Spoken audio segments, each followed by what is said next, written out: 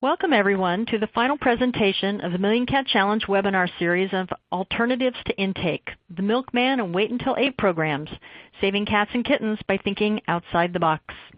Before we begin, we'd like to encourage you to submit your questions using the question and answer window on the left side of your screen.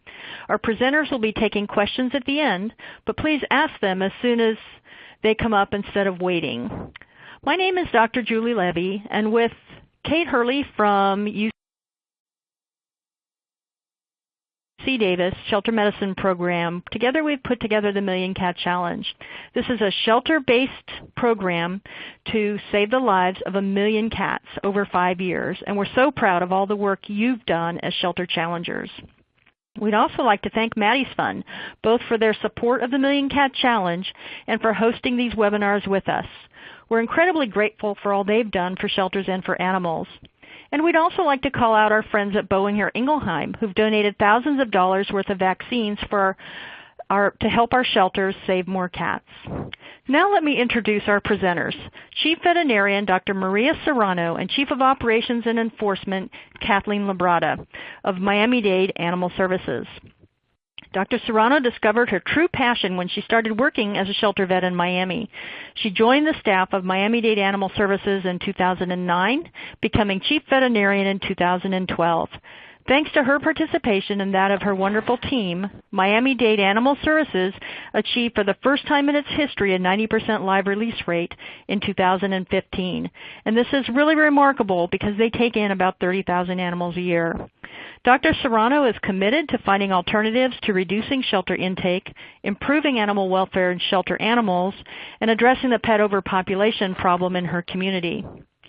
Kathleen Labrada joined Miami-Dade Animal Services in 2001. Her love for animals is a driving force behind her fulfilling animal-related career, which spans 3 decades. She has served as an equine trainer, veterinary technician, animal control officer, and animal cruelty investigator. In her current position as Chief of Operations and Enforcement, she has played an integral role in developing animal welfare ordinances to include anti-tethering laws, breeding ordinances, and guard dog protection laws. Kathleen is publicly opposed to the pit bull ban, which has been in place in Miami-Dade County since 1989, and is an advocate for humane education. Her home is shared with 3 dogs and 2 cats, all rescued or adopted from the shelter. Thank you, Dr. Serrano and Ms. Labrada, for being with us this afternoon. You're very welcome.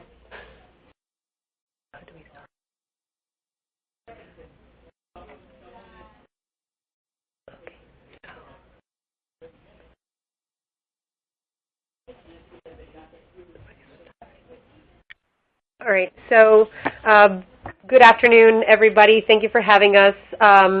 We are very happy to be here and share our experiences and our, frustrations and overcoming these frustrations with you. So hopefully this will be very useful for everybody on the line.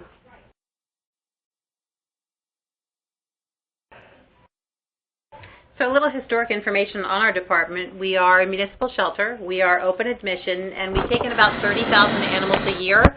Our intake is comprised of about 14,000 cats annually. Prior to 2011, we had no policies in place to reduce shelter intake. So we had no pet retention programs or intake deferral programs or field services programs to help reduce that overwhelming intake. We face a lot of the same challenges that many shelters face as far as low staffing levels. And with community cats, which were our biggest challenge, prior to 2011, it was really an open-door policy. We would take in community cats and euthanize them, no questions asked. There were absolutely no programs that we could offer to the public. So we really were, unfortunately at that time, looked at as a resource for euthanasia of cats. And we've really done a great job turning that around. And you'll see as we go through the presentation the incredible progress that we've made. Going back to 2011, TNR was not permitted. It wasn't something the shelter offered, so we found clever ways to kind of work around that and get it introduced into our community, and we've had fantastic buy-in.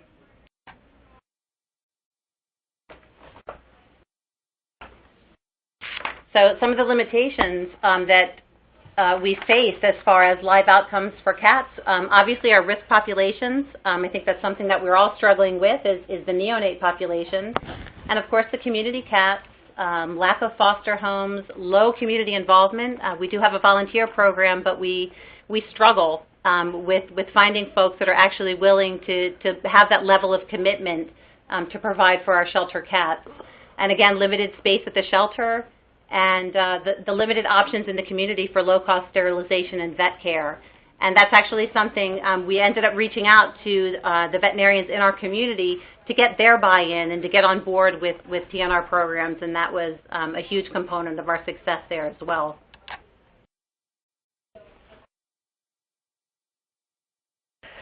So this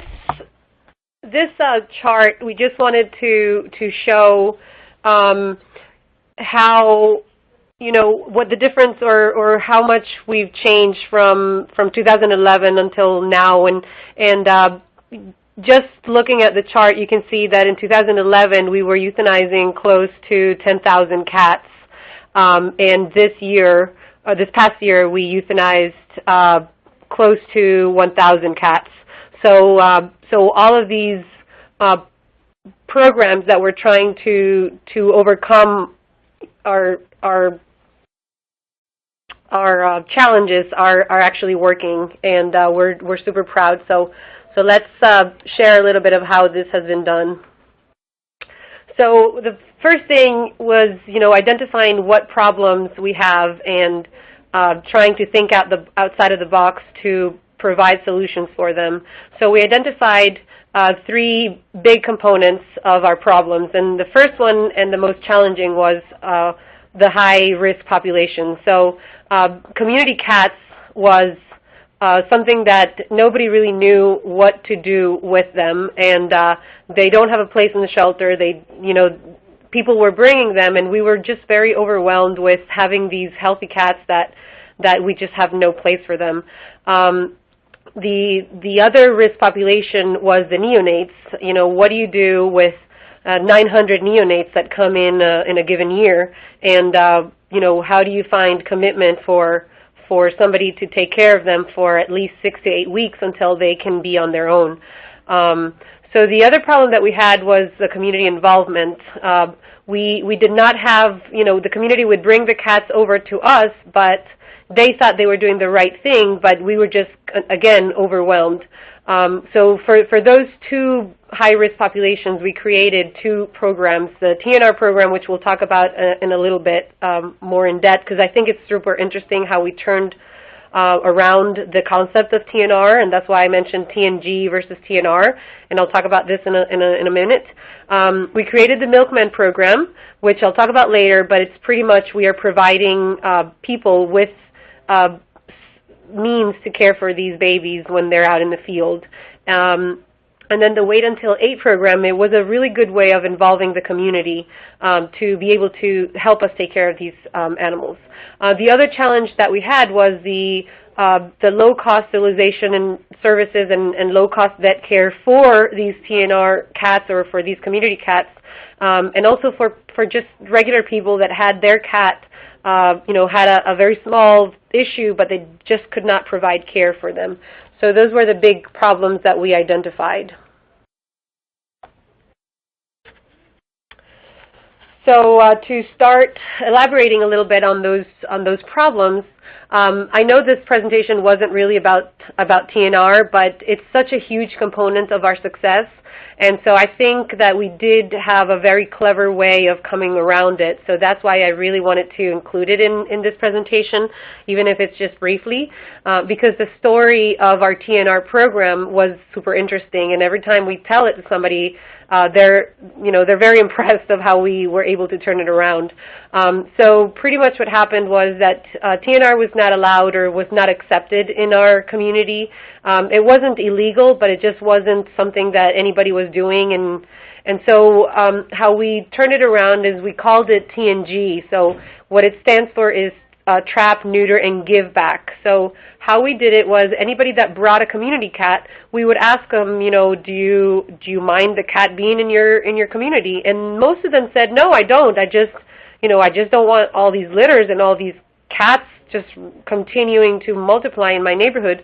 So we started offering them to come back and get the cat that they brought, and so we called it TNG, and it actually picked up amazingly well, and it just kind of merged into a TNR. When the political aspect of our community found out about this, and they kind of inquired, they were actually, they actually kind of had to agree with the program because, it just had such a good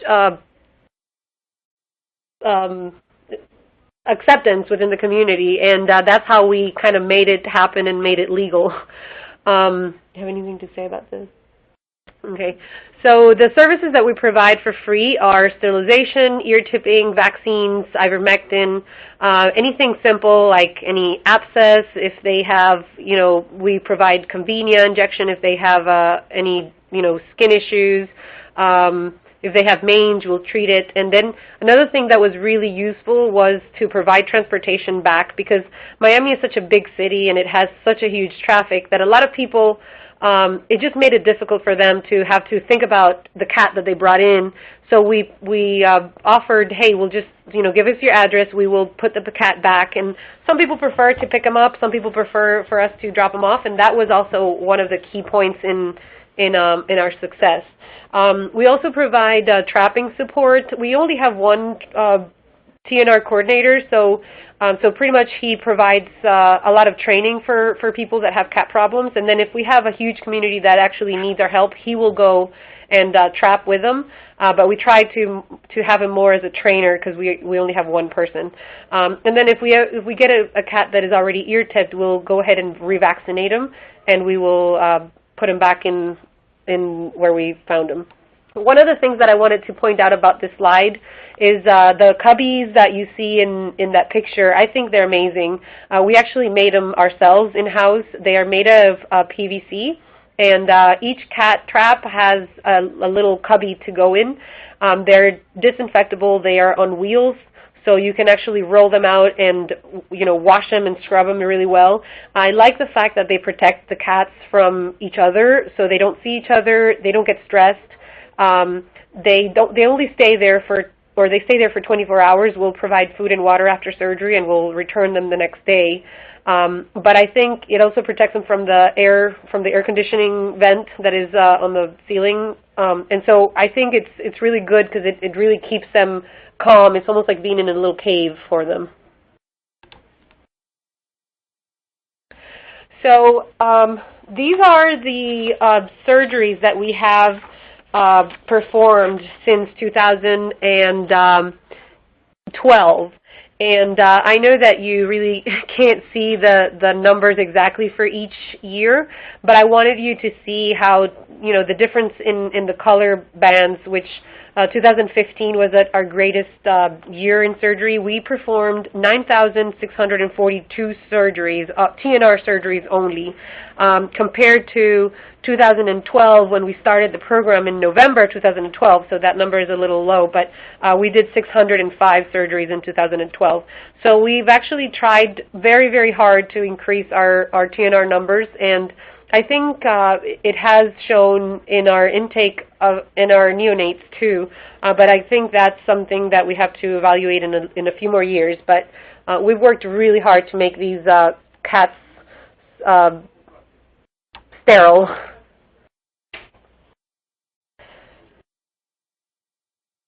Okay, so one of the things that we were looking with these cats that would coming in the community was that these cats were all happy and healthy, and they were just fine. There was no reason for us to euthanize them, and so that really made a difference in our decision to go ahead and do TNR.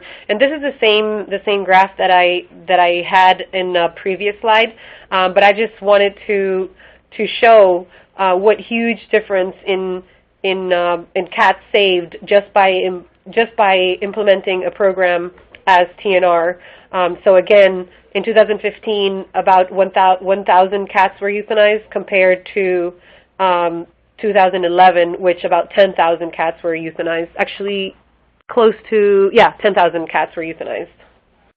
something that was really key with our TNR program is that the first few years we did it with no additional staffing. So we would find holes in the surgery list or animals that had been exempted from surgery for health or for whatever reason, and we would plug those holes with community cats. So we managed to really increase the number of surgeries we were performing without any change in our staffing levels.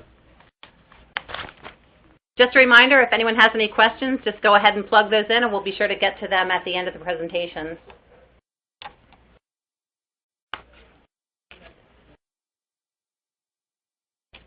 Okay, so the second big component of our high-risk populations were neonates, and neonates was a huge problem because we started doing TNR, and we would see, in 2014 that we were still getting those, that high euthanasia number, and when we analyzed the numbers, and it pretty much was a lot of neonates that we just had no way to care for them and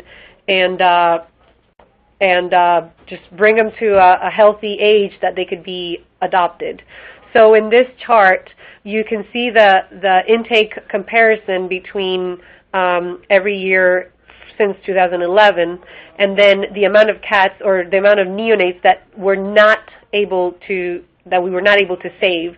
So you can see in 2011 we received over about 2,500 neonates, and we euthanized over 1,500 neonates.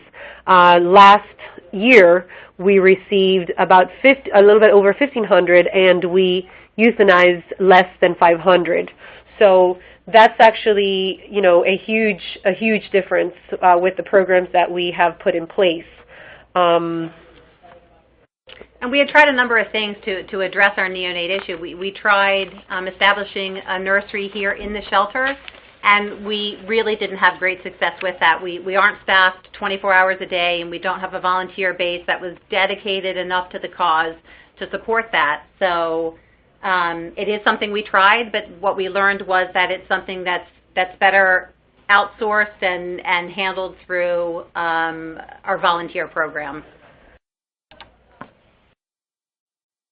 Okay, so talking about the solutions for the problems that we had. So our first solution was a program that we named Wait Until 8, and it was a really good attempt or a really good way of involving the community in helping us relieve that overwhelmingness of getting so many neonates in one season. So what we do is we offer the person that brought the cat in to help us take care of the cat. And so we were surprised when, people were bringing the kittens saying, I just found these kittens, and they thought they were doing the right thing. And, I mean, they were doing the right thing, but our possibilities were very narrow, and so the outcome of the kittens were very likely to be euthanasia.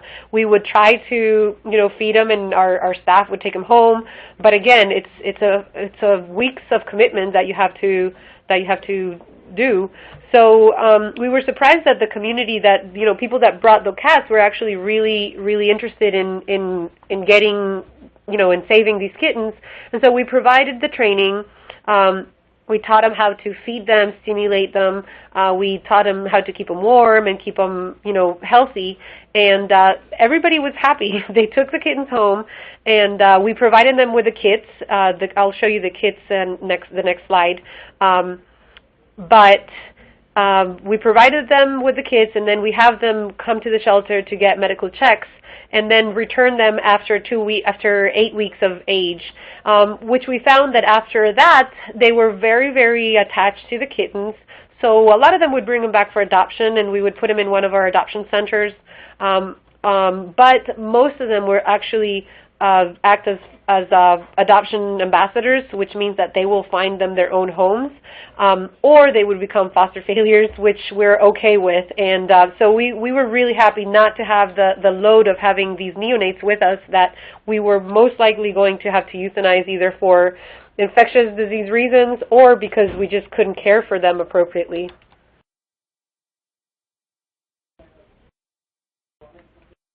So another great program that we introduced just last year is the MILKMAN program.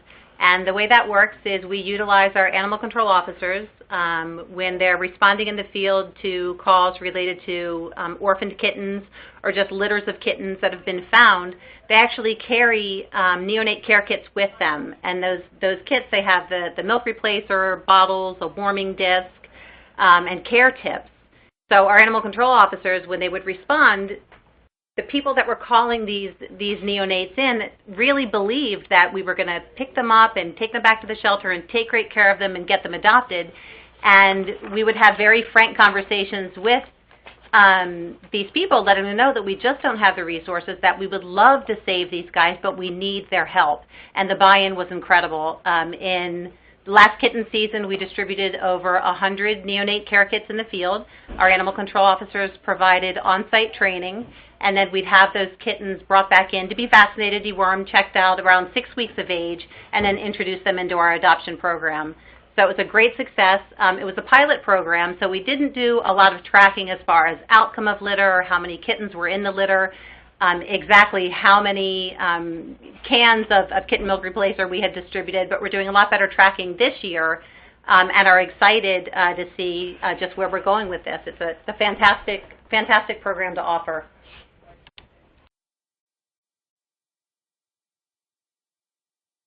Oh, that's kind of a duplicate of what I just talked about. That's what's in the care kit. So the animal control officer just provides the basic information, a sheet with the care tips, and the contact information for our neonate foster coordinator, and any information that they'll need as far as support.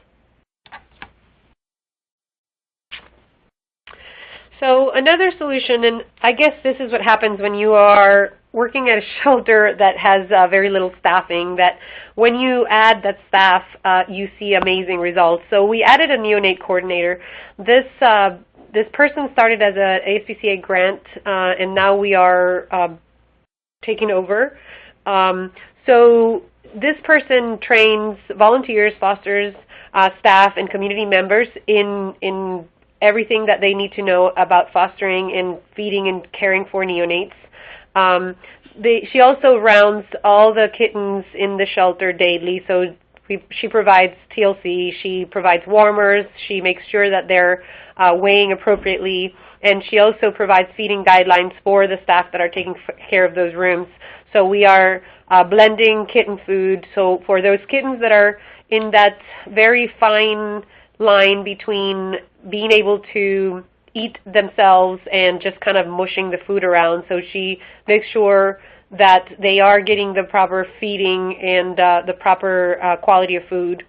And then she also supports the neonate fosters until they are adopted or they have an outcome. So this is a chart of the neonates that we saved last year, and we actually doubled our success from 2013. Also in this chart, you can see that the intake of neonates has greatly reduced. So in 2014, we received about 2,500, and in 2015, we actually got about a little bit over 1,500. So I don't know if this is too soon to assume that is part of the TNR, but I do think that the kittens or the neonates that are coming in are a lot of those cats that come from community cats that are out there, and the mom is maybe going out to get some food and people find them and they pick them up and they bring them. So I think that we have seen a reduction in the intake of these babies just by aggressively TNRing in the community. So the next solution that we also found that was very useful was adding a surrender prevention department or surrender prevention staff. And so we have a deferred program that really works with community cats and also with people that bring cats whose intentions are to surrender the cats because they can't afford or they don't know medically what's going on. So we'll have a veterinarian check the cats. A lot of times it's something very simple, like a skin condition or an abscess, and so we go ahead and treat them and make sure that they go back to their owners. Another thing that we do is if somebody is interested in surrendering their cat, we will go ahead and vaccinate the cat, and we'll ask them to keep the cat for 2 weeks so that when they come back, we can revaccinate. And that way we have 2 vaccines on board, and we have that cat has better chances of not getting sick while they're at the shelter until we can find them a home. The other thing that we do is foster to TNR. So we have a few people that are very active in the community in the TNR, and so they bring cats that, for example, need a limb amputation or an enucleation or just skin issues that require a little bit better follow-up. And so these people will commit to caring for the animals before releasing them. So sometimes they'll keep them for a week or 2, and then they'll go ahead and release them back into the community that they found them. So this has been very, very successful. Sometimes a little bit overwhelming for the clinic because we have greatly increased our cases, but it's a good reason. So it ends up being a happy story at the end.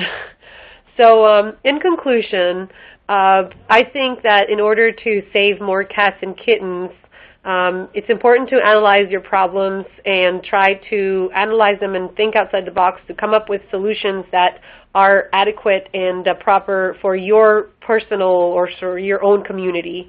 And then just go ahead and do it. Pretty much do it before asking, and then analyze your results, because with, for example, the TNR thing, after we did it and the questions were asked, we had results to back up our success, and now there's no going back in doing TNR.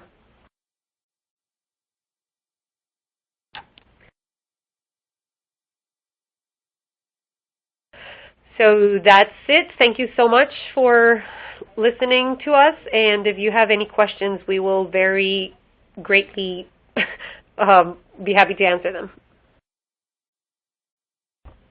Thank you so much. We do have quite a few questions pouring in. This is Mandy from Million Cat Challenge. Kate and I are just sitting here smiling over your just do it attitude. That's certainly our motto here in 2016. Just start now, ask questions later, and then it's too successful to push rewind. We really appreciate the attitude. Hold on one moment. A pile of questions here we want to get started on. So the first one is, how do you define neonate? Is it just strictly any kitten that's under 8 weeks old? No, actually we define neonates as kittens that are not able to eat on their own. So it is a fine line, because cats sometimes, or kittens sometimes, they look like they're squishing their food around, and they look like they're eating, but they're not. So we attempted to use a weight, and our weight was 1.1 pounds, and so under 1.1 pounds were going to be bottle feeders, and then after that they were going to be kind of like food force feeders.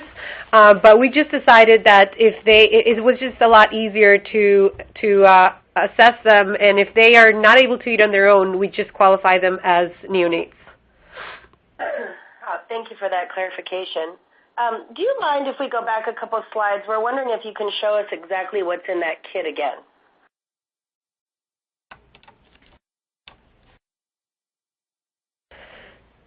So we provide a milk replacer or goat's milk sometimes. It depends on what our vendor is able to provide. And we have the bottles, a heating pad, which is actually a little bit expensive. So I would suggest also using, some people have the old empty fluid bags that you can fill with rice, and then just use a zip tie and close them, and then you can microwave those, and then you can also clean them because the bag is plastic.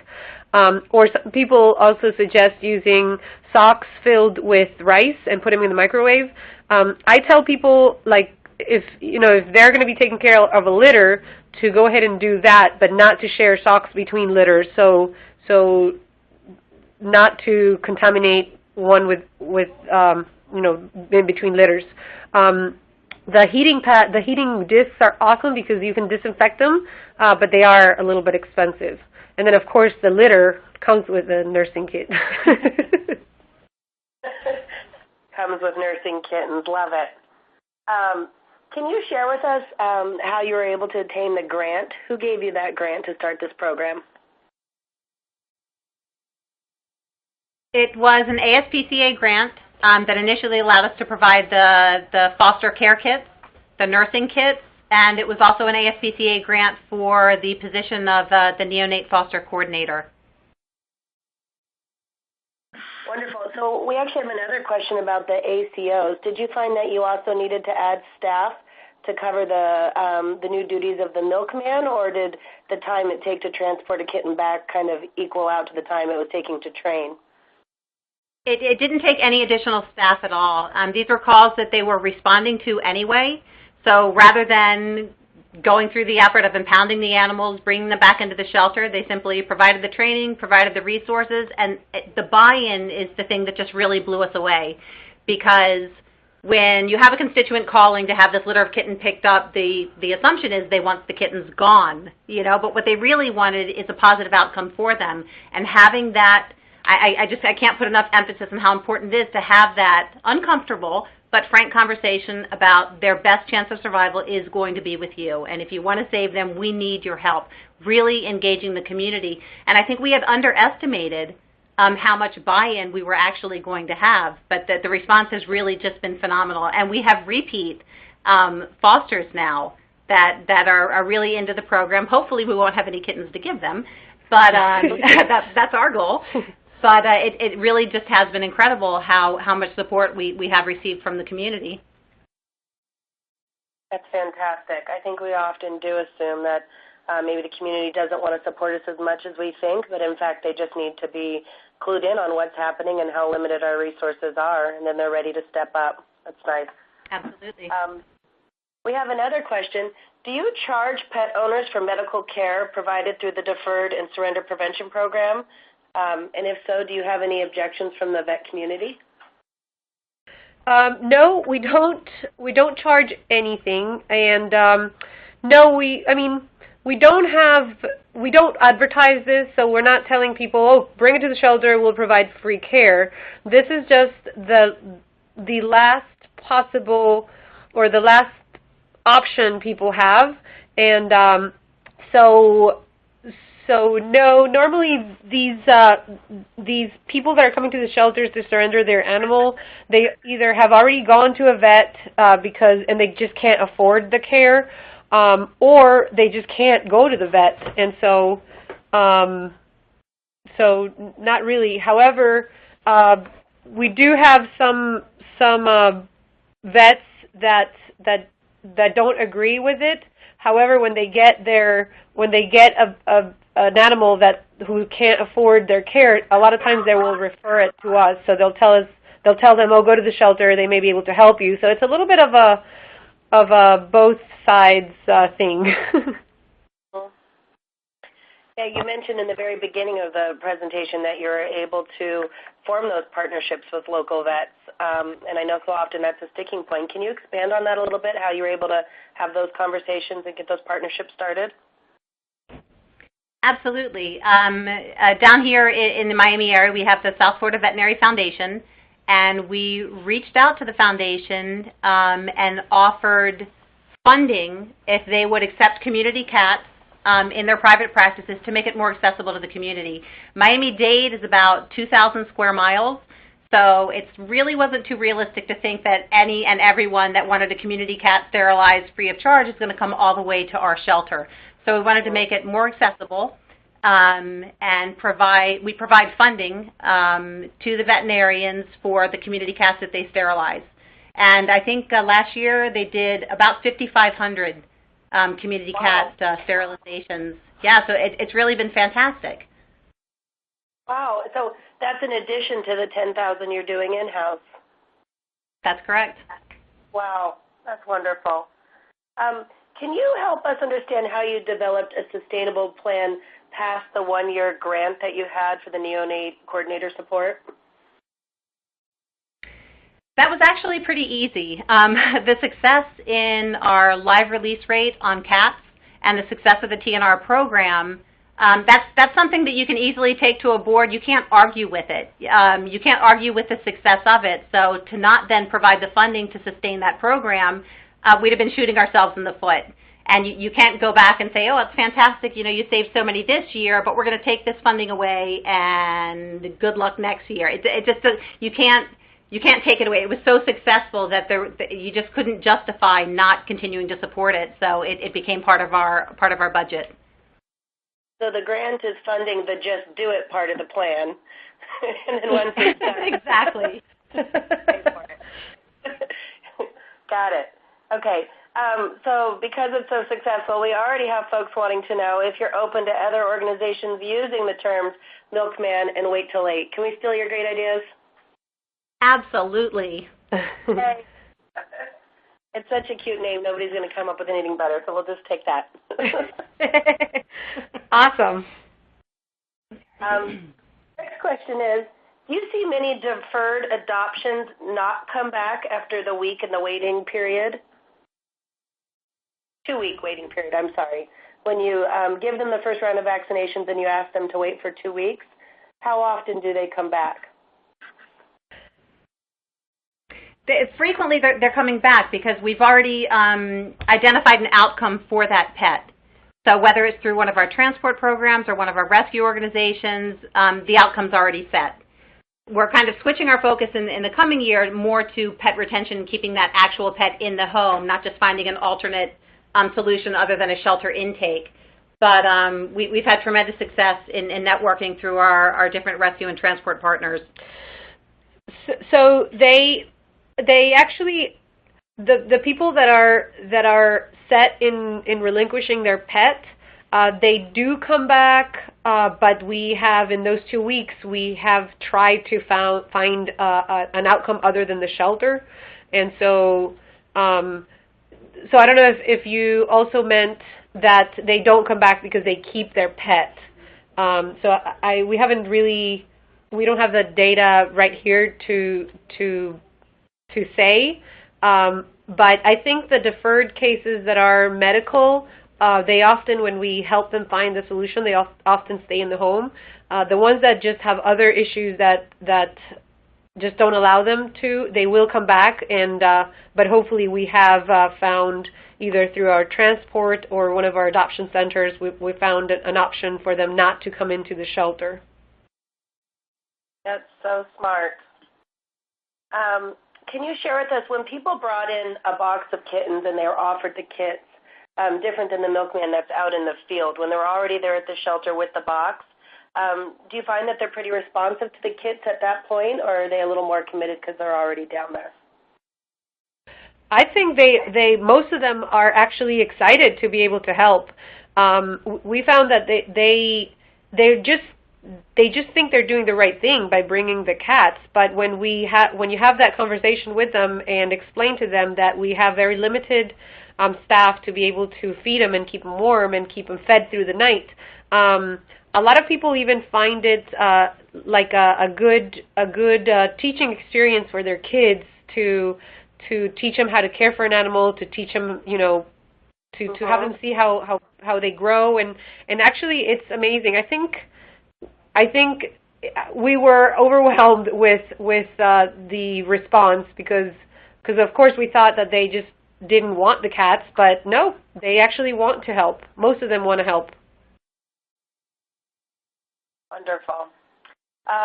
So I know you talked a little bit about being creative and squeezing T&G appointments in, where there were canceled appointments and whatnot, but 10,000 surgeries, we definitely have an increase. How are we able to cover those costs, and are you government funded?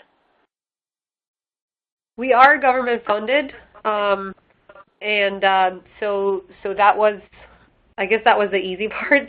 To me, the most challenging part was that we had to also make sure that the animals that we had in our shelter that had a commitment to go, because we don't do surgery prior to placing the dogs and cats in the adoption floor. We do them only when they get a hold for an adoption or rescue or transport, because our volume is so big that we would just not be able to put them in the adoption floor soon enough. So my biggest challenge was to be able to do the 26 to 50 animals that we have committed to go home today, plus the 30 cats that just came in. So one of the things that we did was scheduling night surgery shifts for the TNR cats. So we only do that when we have a lot of cats and the surgery list is full. So we'll have, normally our surgery schedule goes from 7:30 to 3:30. And so we would have a surgeon come in at 4:30, and sometimes they'll do surgery until 9 o'clock in the evening. And that would bring the cats down, or the numbers down, so that we could release them the following day and we could be ready for the next day's surgery list. Interesting. So that might actually play into our next question, which is, do you provide after-hour support for the neonates? We don't provide after-hour support for the neonates. So the neonate coordinator, she has done a great job at engaging a lot of staff into taking cats home. So we do it on a volunteer basis, and mostly it's staff. So she'll like most of the clinic technicians will take kittens home when we have them, and then she also works with the foster coordinator to try to find those neonates that come in, care for through the night and through the weeks that they require. Also, when a neonate comes in, we'll give the characteristics to our rescue coordinator, and so they will also send out an email blast to all of our cat rescues, or it depends if dogs or cats, to our rescues to let them know that we have neonates, and to our foster network to let them know that we have neonates. So it's almost like immediately as they come in, they get a huge email plea to everybody, please help, that we have these babies in. And then the neonate coordinator will provide feeding for them through the day and try to find them a foster at least through the night to make sure that the rescues are aware. And then generally, if they can't find somebody and they're just not able to be okay through the night, then we'll have to euthanize them. Do you have any arrangements where people are dropping them during the day and taking them at night, or that's probably a lot for just one coordinator to be managing? Yeah, no, we don't. And then when the neonate coordinator is off, we have really good technicians in the clinic, and so they will take care of the babies when they come in, and we have a protocol, so they just go to the rescue coordinator, and they do the whole process already. All right, lots of great questions. If you don't mind, we still have about 3 more. I know we're a little bit over time, but questions are still pouring in, so if everybody can stay with us, we'd love to keep talking about saving more kittens. Once a box of kittens has arrived, does the TNR coordinator reach out to the location the kittens came from to assess the situation in regard to TNR or TNG? No, we don't have that capability right now. We only have one TNR coordinator, and we receive about 30 to 50 cats every day. So we don't really have that connection between the orphans and the TNR department. Now, if we're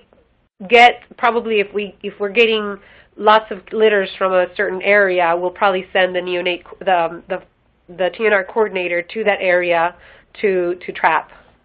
Mm-hmm.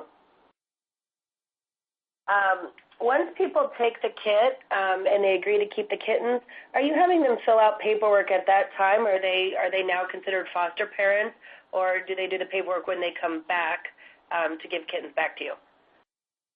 We're doing the paperwork in the field. In the field, we'll capture their name, address, telephone number, what exactly we've provided to them, and then that also gives us, because now we have their contact information on file, we can reach out to them, remind them of the follow-up, needing to come in at 6 weeks for vaccines and deworming and things. And that's also that great opportunity to then encourage them to begin looking for the ultimate, home for the kitten. once they're at about 8 weeks. So the capturing the information is really important at that point. I think if you wait until they're coming back to the shelter or hoping that they're going to, you've lost that opportunity to get that vital information that you need. Yeah, absolutely. After the MILKMAN supply kit is provided, do you continue to provide supplies through your foster department, or is the finder responsible for replenishing the supplies after the first kit has been delivered? We continue to provide the supplies. We won't do a field service call just to deliver milk replacer. But we found that at that point, because generally 5 or 6 cans are provided at a time depending on the size of the litter. At that point, they're already so connected and so in love with these little guys that they don't mind the drive to the shelter to pick up more, or they'll actually purchase it on their own. But yeah, it is an ongoing support system that we have for them. You guys have an Amazon wish list going for all that milk replacer? Yes, we do. Yes, of course. Question, is this program only for orphans or mothers and litters as well? That's a really good question. Right now, it really is just targeted on the orphan litters. The way our field response works, if it's a litter of newborn kittens and there's a mom, we don't touch them. The only way we would is if they were injured or in distress. So it really is tailored for, and they're not always orphaned. A lot of times it's a perception. We encourage them to leave them alone for several hours, give mom a chance to come back. But yeah, it is primarily for orphans. Got it. So we know you're in for the finders of a litter with. I'm sorry. For finders of a litter with mom, there aren't any resources that we actually provide. If they do bring them in, we encourage them to take them back and then bring them back a few weeks later, and we'll go ahead and sterilize mom and place the kittens through our adoption program. Right. That's smart. So we know you're in sunny Florida and you're getting poured on today. But other than that, do you have any experience with colder climates? Is this something you focus on seasonally, or do you know how programs like this might thrive in colder climates? Well, I have no experience in the cold weather because I am I'm an iguana, so I don't like cold weather. So I have no idea how this would work in a cold weather place. Yeah, Florida winter is about a week. So I don't have any experience in that respect either. And we probably go to like 30 for a few hours, and then we're back to 70. So it's snowmageddon if it even drops down to in the 40s, huh? Yeah, right, exactly. Luckily, we have a cold weather interest group that's part of the Million Cat Challenge. So if you're out there in webinar land or listening to this in archive land, if you want to put this out there in the Million Cat Yahoo discussion list, or just email info@millioncatchallenge.org, we can put you in touch with other challenger shelters that are operating TNR programs in cold climates. That's Dr. Kate Hurley, if everybody didn't notice the voice change there. Okay, one more question. Actually, that's a lie. There's 3 more questions. But next question, rather. What is your success rate and percentage, if you don't mind, with the Wait Till 8 program? I know you said you were just now starting to collect that data this year, but do you have an idea of how this is affecting your success rate? No, we don't have that data right now. So I think mostly it impacts the euthanasia numbers of neonates, but I can probably get back to you and try to get some percentages. So I don't have the number right now. If you're offering to do a Part 2 webinar right here in front of everybody, we accept, and we'll get that on the calendar for 2017. Oh. Anytime. Thank you. No pressure. In the meantime, we will post follow-up as available in the Million Cat discussion list, so stay tuned, everybody. And it would be fun even if you can talk to your staff about what their impression is about how often people say yes when they're asked. Okay. You touched a little bit on this, but we're hoping you might expand on tactics that really work to get the public on board with the TNG. What about clients who did not want the cats returned back to the field? And did you have the resources to rehome those community cats if they weren't engaged?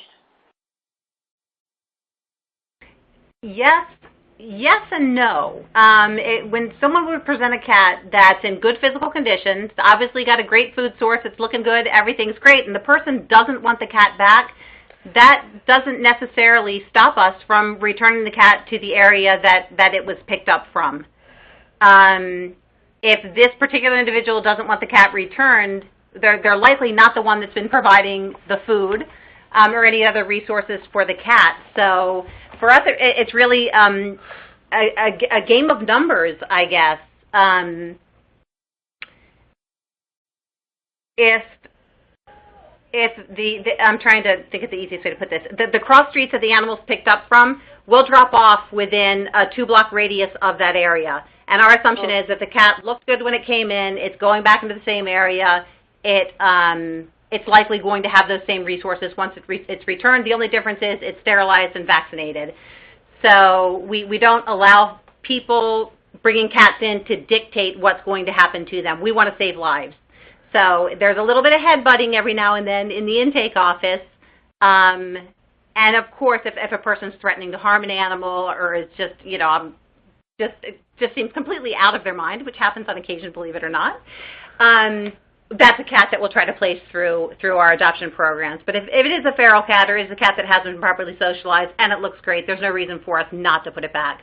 I think it's important to be clear that in Miami, cats are free roaming. There are no licensing requirements, so they're free roaming. An individual can trap on their private property, and they can bring the cat here to Animal Services for TNR purposes, but not for the purpose of euthanasia.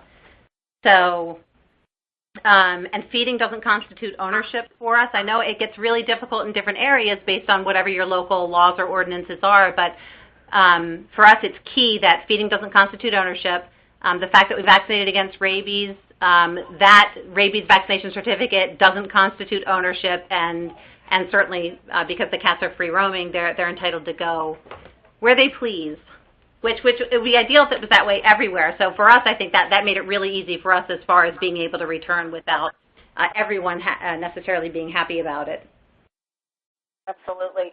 You almost touched on this a moment ago, but if we can just rewind for 1 second, what programs are you talking about that are in place that help you determine if a cat should be released or if possibly they're an adoption candidate? Age, socialization status. We want to do what's best for the cat. And I mean, we have a great adoption program, and we have partnerships with PetSmart and Petco and our rescue partners and transport. But if it's not a cat that would fit into any of those, and again, it's coming from the community, it looks healthy, it's an ideal weight, there's no reason not to return it back to the area that it came from. Very good. Tricia just wants to remind us, sounds like she's in a cold weather climate that during the winter they have almost no kittens. Lucky you. Great problem to have. We'll send you some. For chiming in a cold weather state. Do you provide adoption support for the Kittens in the Wait Till 8 program for those adoption ambassadors we were speaking about? Yes. Yes, we do. So if they cannot, or if they're not able to find homes for them, they can come back and they can go to our adoption centers or back to the shelter, or to any of our events. So sometimes they just become like event fosters. So we have 2 big megas during the year, and then we have a few PetSmarts and a big Petco adoption center. So they will be in contact with the foster coordinator, and the foster coordinator will let them know where to bring the cats. So they will go and bring the cats to the events. If it's for the day, they'll just stay there. If it's just to stay at the Petco, they just drop them off, and they're informed when the cats are adopted. Very good. All right, I believe this is our last question, if nobody else wants to squeeze one in right before we run out of time here. Are you tracking the survival rates of the kittens that were brought in through the Wait Through 8 program? Yes, we have them as saved, and so we have, in the numbers that you saw as neonates not saved, I combined died, as in they were in foster care or being provided care and they just died, and the ones that we euthanized. So I just combined them as in not saved. But yes, we are tracking how many we euthanize and how many just don't make it. Well, this has been incredibly informative. I think you've provided our challengers, your partners out there, a lot of great information on how they can consider thinking outside of the box and just doing it. So we really want to take a moment to thank you for your time and putting together this presentation and sharing, and also for just being really candid in your presentation, talking about things that work sometimes and sometimes they don't, and you shift gears. So we appreciate you letting us learn from all of your experiences. Thank you very much. We want to thank Maddie's as well for always being such a great partner and for hosting this webinar for us. And just one quick announcement before we get off the phone, actually, too. As of today, we've had 300 shelters submit their data, and we really want to thank you for doing that. We know this is a time of year when we have to harass you a little bit, but the other 360 days a year, we get to talk about cats all the time. Well, there's more than 5 days for that. It's been about 3 weeks, but thank you. It's the point of making our life easier and getting your data in on time. As of today, we're at 431,430, that's a hard number to say, 431,439 cats, which breaks down to 29 cats per hour. That's the rate that we're ticking at, saving lives, 29 cats per hour. And we have 511 organizations all coming together, enrolled in this historic challenge. So we just want to really appreciate and take time to say thanks for everybody who's joined us. And lastly, before you get back to work, we want to remind you, if you're attending Midwest this week, stop by. Dr. Kate Hurley will be talking all day on Friday about the Million Cat Challenge and diving deeper into the 5 initiatives. And we'll have a booth there on Saturday, and we'd love to get a time to spend with you and chat face-to-face. Thank you. Bye, everyone. Bye, everyone. Thanks for tuning in for Million Cat Learning Lunch. Or Learning Snack if you're on the East Coast.